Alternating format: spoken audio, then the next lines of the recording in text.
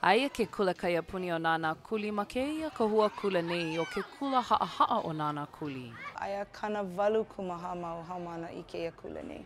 Ma hope o ka papa e ono, pono na keike e haʻalele I keia ka hua kula a hele aku I ke kahi ma ke kaona no ka papa e hiku ai I luna.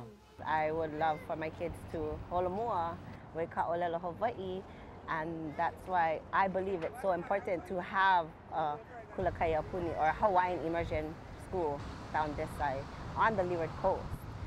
A'o I nā keiki, ka lawena kupono, nāna ka maka ho'olohe ka pepeao, maopopo I nā haumana, I nā ʻŌlelo no ʻeao, a me ka hana like ʻole o ka wā kahiko.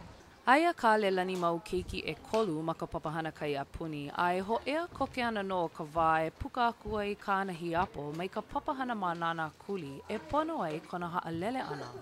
I would not want my daughter who's in 5th grade to have to travel to town while my 2 sons are here in Nānākuli. It's too much pilikia. I nā make mako e malama I nā keiki nā haumana kaiapuni, pono mako e loaʻa ke koho no nā haumana, nā ʻohana ma keia ʻaoʻao.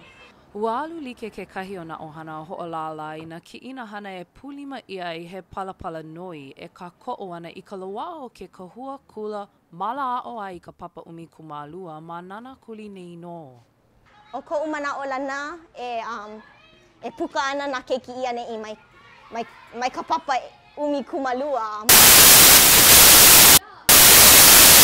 Pono ka hoʻolohe, maopo I nā no ʻea,